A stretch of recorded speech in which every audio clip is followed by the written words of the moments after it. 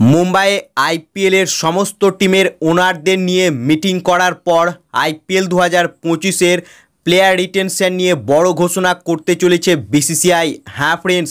আইপিএলের সমস্ত টিমের ওনারদের মুম্বাইয়ে একটা মিটিং ডেকেছিল বিসিসিআই প্লেয়ার রিটেনশন নিয়ে ডিসকাস করার জন্য, এবং সেখানে কিন্তু প্রত্যেকটি ফ্র্যাঞ্চাইজি ডিফারেন্ট মতামত দিয়েছে তাদের প্লেয়ার রিটেনশন এবং মেগা অকশনকে নিয়ে, এবং বিসিসিআই তা ভালোভাবেই নোট করে নিয়েছে এবং তারা কিন্তু খুব শীঘ্রই একটা সিদ্ধান্ত জানাতে চলেছে যে আইপিএল 2025-এর প্লেয়ার রিটেনশন কী হতে চলেছে এবং মেগা অকশন হবে কি না মিনি অকশন, তাও কিন্তু দ্রুত জানিয়ে দিতে চলেছে বিসিসিআই। যেখানে কেকেআরের ওনার শাহরুখ খান তিনি জানিয়েছেন যে সে কিন্তু মেগা অকশন চায় না, অর্থাৎ আগের বছরের মতো মিনি নিলামি যেন হয় আইপিএল 2025-এ, আর যদি মেগা অকশন হয় সেক্ষেত্রে 8টি প্লেয়ারকে রিটেন করতে দিতে হবে এবং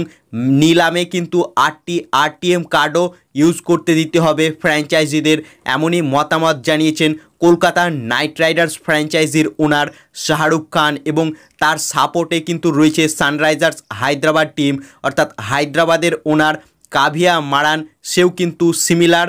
ওপিনিয়ন জানিয়েছেন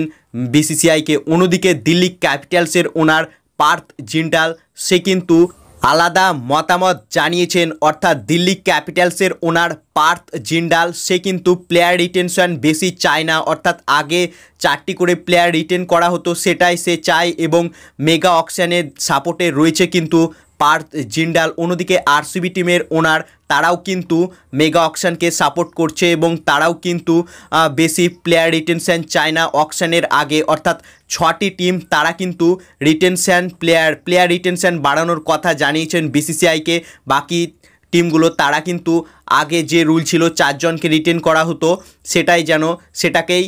সাপোর্টে জানিয়েছেন। তবে যেহেতু এই মিটিংটা প্লেয়ার রিটেনশন নিয়েই ডেকেছিল বিসিসিআই, তাই আইপিএল 2025-এর মেগা অকশনের আগে কিন্তু প্লেয়ার রিটেনশন বাড়বে, অর্থাৎ আগে যেমন 4 জনকে রিটেন করা হতো এবার কিন্তু 8 বা 6 জন কিন্তু রিটেনশন